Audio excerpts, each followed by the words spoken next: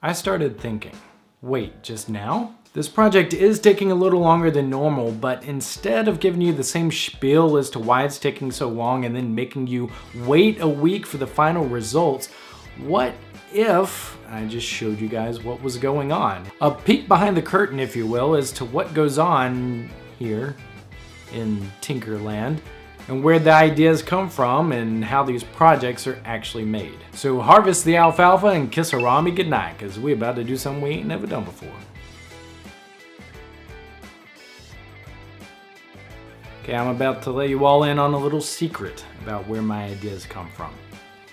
The internet. This is a sneak peek of my newsfeed, which I read on a daily basis to get inspiration for different ideas. Once I find something, I just save it and bookmark it, and then I revisit it later.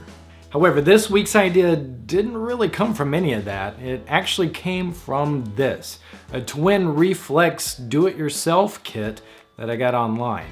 You may not have guessed, but I have an affinity for nostalgic items. Even though I thought it was cool, I'm not really good at taking pictures with 35mm cameras. It's just so cumbersome and old. But what if, stay with me now, we turned it into a digital camera? Idea explosion! So I whipped out the old trusty sketchbook and began outlining the ideas. It was obvious that it needed a webcam, something to process the images from the webcam, a button to take the pictures, a battery to power it all, and if I'm ambitious enough, maybe even a screen. So the next step is to see if this idea is even feasible, aka looking online to do a little bit of research. I stumbled across this project on the Adafruit blog, which actually does make a digital camera from a Raspberry Pi, so this is a good start.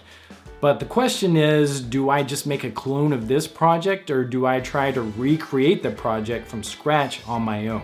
Given that I want to customize this camera to an already present form factor, I decided to create my own rendition from scratch.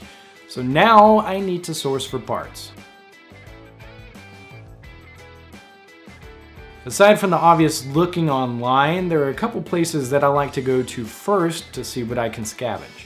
This place is called the Scrap Exchange. Just imagine schools, businesses, and houses taking all the junk they don't want and donating it to somebody that then categorizes it, organizes it, and resells it.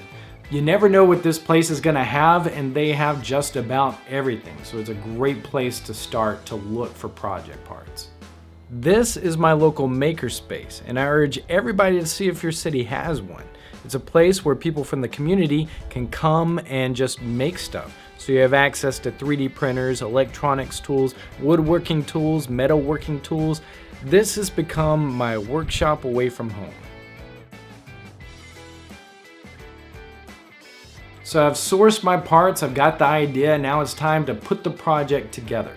Since this is a new studio, I've set it up a little bit differently with a couple of different time-lapse cameras and an overhead camera to capture all the action, and then I just go to work.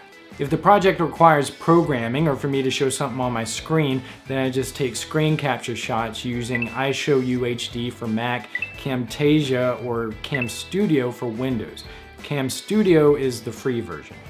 So as far as this project goes, that's where I'm at. I should be able to finish it next week and have it available to you guys.